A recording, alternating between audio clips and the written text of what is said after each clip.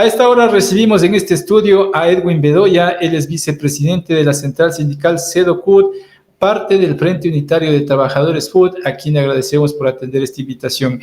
Edwin, gracias por estar en este estudio. Le hemos invitado para analizar sobre la situación que atraviesa el país. Cada vez estamos hablando de más problemas en el Ecuador.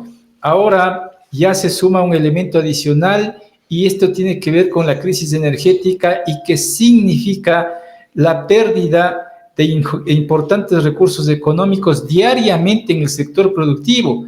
Y esto preocupa porque podría derivar en que los empresarios tomen la decisión de empezar a recortar personal, porque están perdiendo, insistimos, grandes cantidades de dinero diariamente. De hecho, ya hay cálculos que por hora se pierden millones y millones de dólares.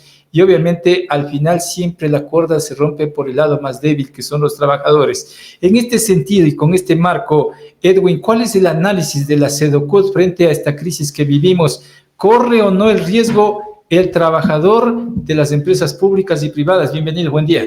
Muchas gracias, Jorge. Un saludo a quienes nos ven por este medio, por Conecta TV. Bueno, sí es preocupante y más que todo el impacto que puede tener y puede llegar a tener en los trabajadores, sobre todo, y lo que usted dice es una realidad. O sea, pudo haberse presentado para algunos empresarios la oportunidad que esperaban para poder deshacerse de trabajadores. En este caso, me parece que estos días se han estado despidiendo trabajadores. Incluso el día viernes sé que del Ministerio del Trabajo han salido trabajadores también despedidos. Y eso es preocupante porque no es que es por el tema de la crisis energética. Hay algunas cosas sí que es posible que se puedan dar, pero en el caso de las grandes empresas hay que encontrar salidas. Entonces, ahí le corresponde al Ministerio de Trabajo encontrar alternativas, primero de sostenibilidad del empleo. O sea, esto puede ser un pretexto también. A mí me parece que sí, porque si no hay... A ver, si yo soy el organismo rector, que soy el Ministerio del Trabajo, y estoy viendo una crisis que se está presentando, lo mínimo que hago es una reunión con el sector empresarial para decirle, a ver, veamos cómo resolvemos el tema, no despidamos trabajadores porque se ahonda la crisis del desempleo y se ahonda la crisis del poder adquisitivo de los trabajadores y todo lo que se rebote, es decir, el ingreso fiscal, la pobreza, la deserción en la educación. O sea, es un rebote en todos los aspectos. Pero los empresarios van a seguir pidiendo incentivos aprovechando esto. Miren, yo creo que los empresarios han tenido todos los incentivos que han querido con todos los gobiernos de turno. Acuérdense, el ISD, que era el impuesto a la salida de divisas, prácticamente está en cero. Ajá. Y acuérdese usted que otros países que nosotros se denominan capitalistas también, cuando hay una crisis de estas magnitudes, lo que hace es sostener un ISD para poder soportar tener el circulante que se requiere en un país. Pero aquí al revés. Evitar que se fueran capitales. Así es. Aquí es al revés. En vez de sostener los capitales para que se sigan reinvirtiendo en el país, lo que hacen es abrir la puerta, bajarles el ISD y los que salen ganando son los importadores y los que negocian divisas y también el narcotráfico, porque con eso permiten el lavado de dinero. Entonces, fíjense los efectos que se dan en este tipo de cosas cuando no hay una planificación y cuando no hay una orientación de una posible salida. Es decir, la salida sería sentarse con los sectores, tanto productivo, el gobierno y los trabajadores para decir, vean, busquemos una alternativa primero para la sostenibilidad del empleo, segundo para ver cómo de aquí enfrentamos el tema energético. Ahorita ya no hay vueltas que darle. De ley necesitamos las barcazas, sí, mal negociadas, después la Contraloría tendría que hacer una investigación, pero necesitamos salir de este tema energético que es el pilar fundamental para que el aparato productivo no pueda parar. El otro tema también es el daño que se causa al pequeño negocio y al pequeño comercio también. Quizá los más Así golpeados. Es, son los más golpeados no y acuérdese que son los que sostuvieron en la pandemia el mercado informal, o sea, son los que más sostuvieron. Yo me pongo a pensar en una heladería artesanal, en donde los apagones son 3 veces al día, ¿no cree que se le va a dañar las máquinas que invirtieron, que se endeudaron para invertir en esas máquinas y para poder sostener y sobrevivir? Esto va a ser un hecatombe porque va a significar el cierre de estos pequeños negocios y que va a significar también el deterioro justamente del deterioro social que se está dando. Entonces, fíjese el impacto cuando no hay una salida pensada en función de lo que está impactando en el común de la gente y lo que se piensa solo en lo grande. Yo lo que digo es, a ver, o nosotros lo que pensamos es que al parecer el gobierno con estas crisis, las élites económicas son las que salen ganando, porque todas las crisis quienes han ganado son las élites económicas. Y lo que se está pensando en los grandes negocios, hay un tema deficitario, que las represas están dañadas, que no hay agua, le culpan al gobierno anterior, le culpan al gobierno, y después dicen, no, el ineficiente es del trabajador del sector público, no, la ineficiente es de la empresa pública, entonces por tanto privaticemos. Es decir, ¿cuál es la consecuencia? Que puede ser que estas empresas sean vendidas a precio de gallina flaca, porque ahí viene el negociado de los grandes intereses donde pueden meter la mano. Es lo que está pasando en el sector petrolero también. Es decir, entonces todo está orquestado. A mí me parece que permite que se orquesten este tipo de cosas porque las grandes élites económicas no están pensando en función de cubrir las necesidades del país, están pensando en función del negocio que les representa una oportunidad de crisis como esta. Y eso se ha visto en el pasado, como digo, la crisis de la pandemia con el tema de los medicamentos, fueron ellos los que ganaron. Y esa oportunidad es la privatización, dices. Sí, eso, porque ¿qué es lo que están diciendo? Se va a vender el campo Sacha y el campo Amistad, diciendo que son empresas ineficientes. Ayer escuchaba en las noticias que la refinería también está al borde de colapsar. Entonces, ¿por qué? Porque no ha habido reinversión. Entonces, claro, vendámosle ahorita más barato para que pueda la empresa privada entrar a invertir.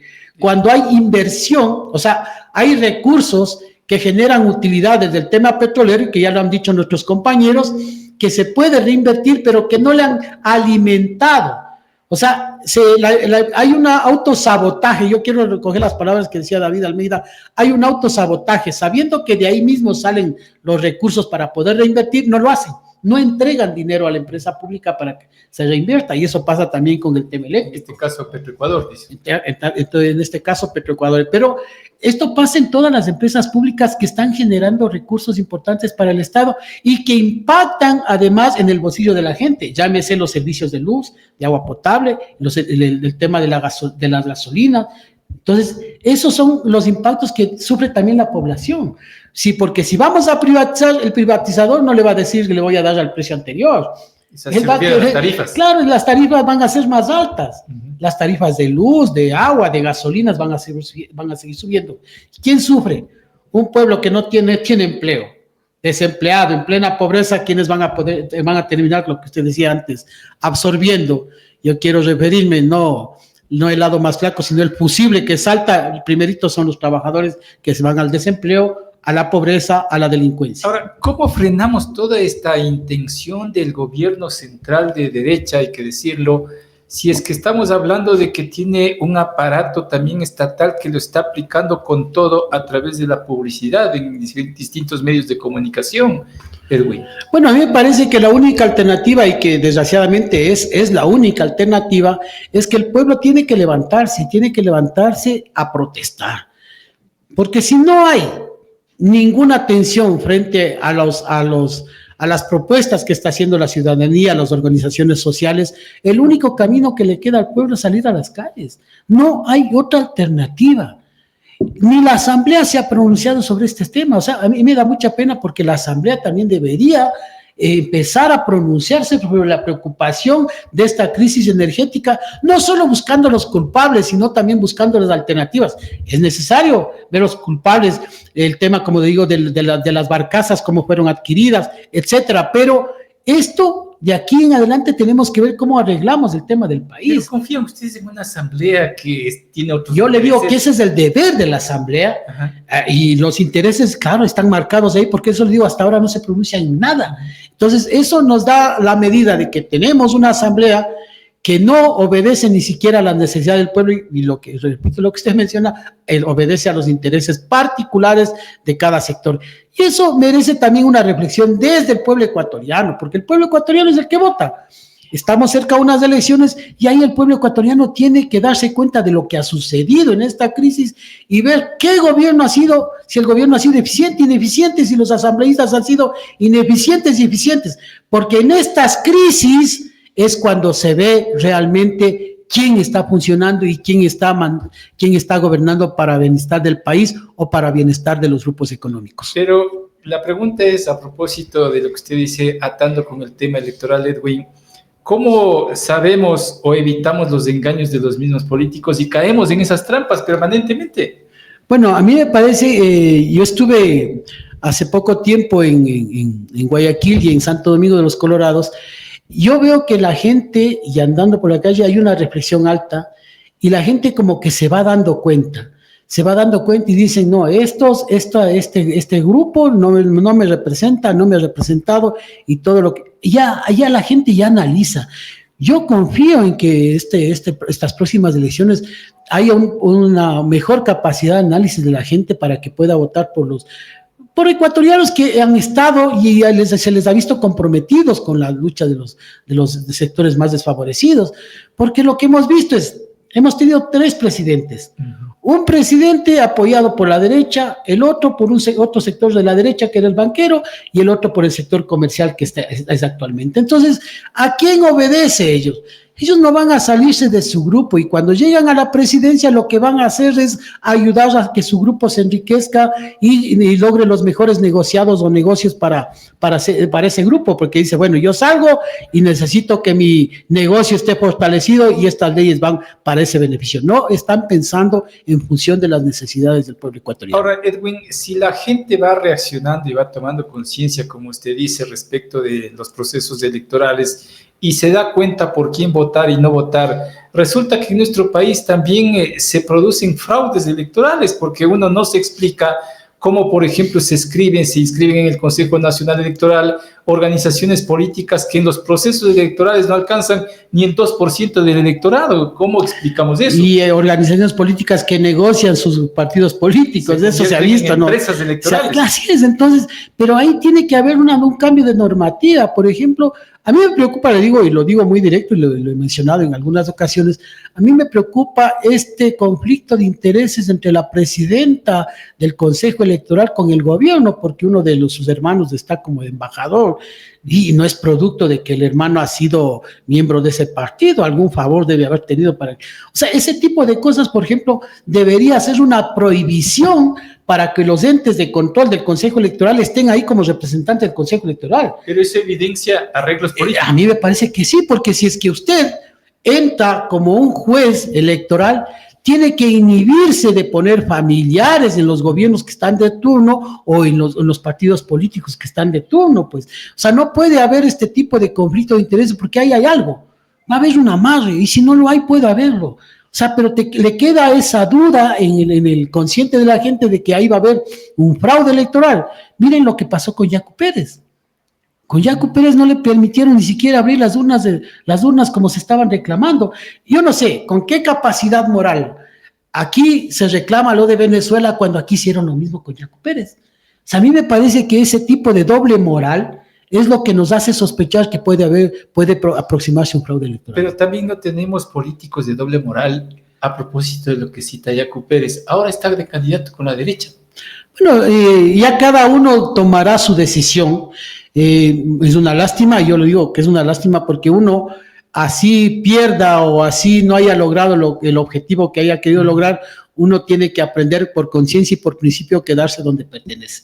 O sea, a mí me parece que ahí es ya una decisión personal, yo creo que no es una decisión del partido, es una decisión personal del compañero y sabrá el por qué lo hizo y eso habría que preguntarle a él. Pero, como digo, por principio, quienes hemos estado años, por más que nos han golpeado, hemos estado ahí mismo y no nos hemos salido. Y ese es lo que un poco en una frase de Silvio Rodríguez que dice, hay gente que ha luchado toda la vida y esa es la gente que es indispensable. Ahora, en la misma línea electoral, tenemos un abanico de candidatos presidenciales. ¿Hay opción para el electorado? Bueno, esto es lo que confunde más. Yo digo, insisto en que hay una normativa obsoleta en el tema de la ley de la democracia para poder ya decir, eliminar estos partidos políticos que son empresas electorales para que sean partidos y movimientos políticos acorde a necesidades puntuales de la realidad que vive cada país políticamente. A mí me parece que esto es una especie como de rueda de la fortuna, en donde los partidos políticos se convierten incluso a veces en centros de fuentes de trabajo, porque dicen, afíliate acá que yo te voy a dar un puestito en este ministerio, en este otro lado, te voy a dar un negocio acá para tu empresa. Ese tipo de cosas es lo que evidencia la los numerosos partidos que existen inscritos, ¿no? A propósito de la eliminación, hay una propuesta presidencial de reforma a la Constitución para eliminar recursos públicos que financien las campañas de los políticos y partidos políticos. ¿Qué les parece a ustedes? Bueno, a mí me parece que los recursos públicos tienen que dedicarse a lo que es el bienestar de la gente. Y cualquier desvío debería ser penalizado. Es decir, cualquier autoridad que empiece a utilizar los recursos públicos inmediatamente debería ser destituido. Inmediatamente. Mire, en nuestro país, desgraciadamente, y no sé si es yo no sé si como se habla de idiosincrasia de los latinos, pero hay países europeos donde incluso un ministro que ya vio que cometió un error, él mismo sale y dice, dimito del puesto.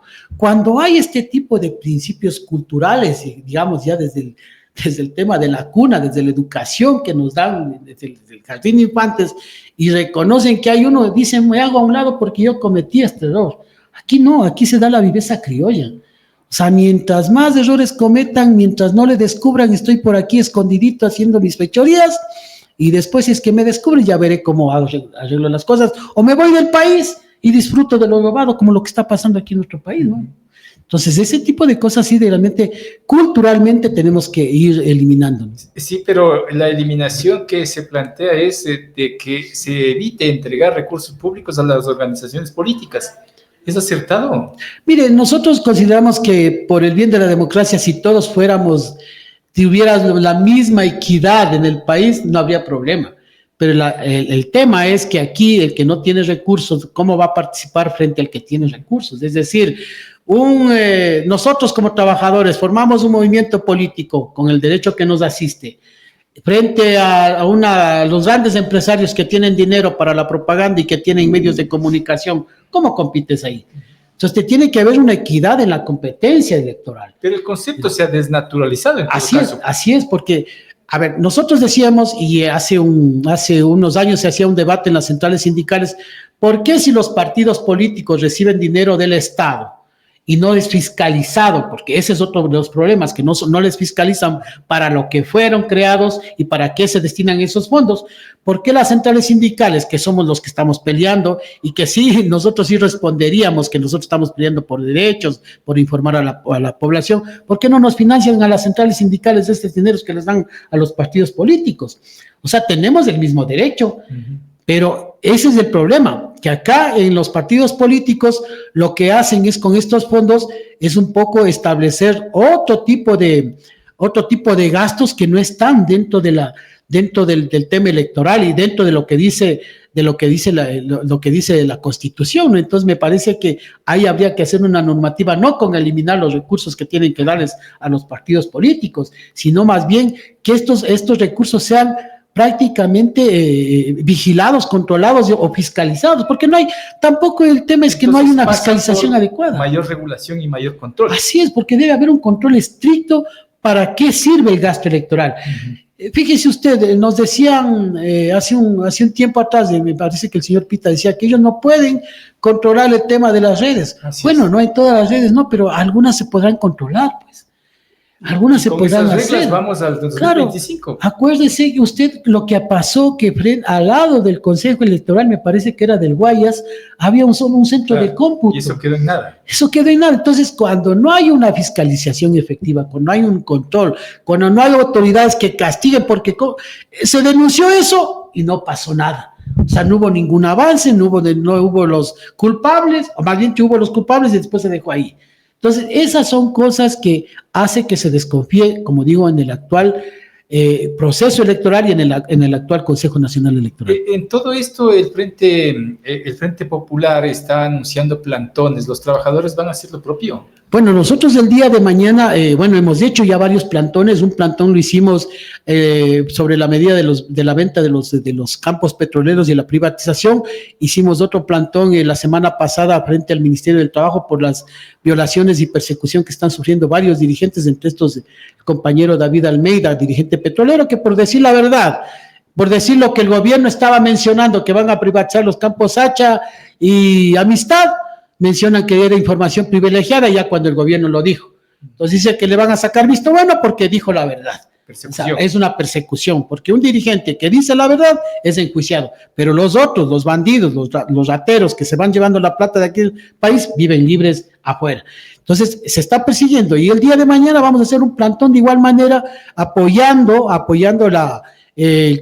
rechazando, más bien dicho, las pretensiones de despido del compañero David Almeida y las pretensiones también de privatización de uno de los principales campos, del campo Sacha, que es el que brinda recursos al Estado para el presupuesto de educación. Y ahí se perderían, según lo que decía el compañero, más de 500 millones de dólares, que es el presupuesto que permite que se desarrollen todas las actividades de infraestructura, educación, salud. Sin esos recursos vamos a la empresa privada y vamos a recibir menos. Entonces, eso es lo que estamos reclamando y eso es lo que vamos a hacer el día de mañana, y posteriormente haremos otro tipo de movilizaciones frente a todo este tipo de aspectos que están sucediendo. ¿No temen persecución los dirigentes sindicales? Bueno, yo digo de una raya más al tigre, porque nosotros hemos sido perseguidos casi toda la vida por denunciar. Acuérdense, desde la época de Correa, desgraciadamente se penalizó la protesta social, se penalizó la huelga, se eliminó el derecho de los trabajadores a sindicalizarse. Entonces, con esas mismas leyes lo que están gobernando, no han cambiado nada. Gracias. Entonces, nos quedaremos, y como digo, ahí el pueblo tendrá que responder también, porque no solo somos los dirigentes sindicales, son organizaciones campesinas, los campesinos que están evitando que entren las mineras a explotar estos campos importantes donde hay el recurso agua. Mire, fíjese ahora, es crisis energética y crisis del agua, porque tampoco acuérdense también que de eso también estamos padeciendo. Entonces vamos nosotros a seguir en la lucha hasta que nos den las fuerzas y nos aguante, y el pueblo también nos pueda ir respaldando. Detrás de los dirigentes históricos de los distintos sindicatos, ¿hay más gente, Edwin? Bueno, nosotros consideramos que hay mucha y valiosa gente que está preparada. Dirigencial me refiero. Dirigencial. Ahí tenemos un compañero dirigente, David Almeida. Hay el compañero Jorge Martínez, el compañero García, que también es del tema de los temas eléctricos. Hay compañeros de Arca Continental que son jóvenes que están ingresando en el tema del movimiento sindical. ¿Y los jóvenes no temen a ser perseguidos por los gobiernos? Fíjese, les están despidiendo a los compañeros de Arca Continental y han dicho, nos vamos hasta las últimas consecuencias. Entonces, la conciencia de clase lo que hace es reaccionar e identificar a un dirigente que está potencialmente venido a que oxigene las directivas de las organizaciones, de las centrales sindicales. Hay gente profesional, lo que antes no teníamos. Además de su conciencia de clase, también son profesionales, y eso es importante también, porque tenemos dos características: uno, el principio de clase, y otro, el que los compañeros son técnicos, se han formado y están dispuestos a dar propuestas, no solo la protesta, sino la propuesta que necesita el país para salir de la crisis. ¿Y los trabajadores deben aliarse en tiempos electorales con determinadas organizaciones políticas o no? A mí me parece que sí. O sea, es el momento de aliarse con quienes siempre hemos estado en las calles.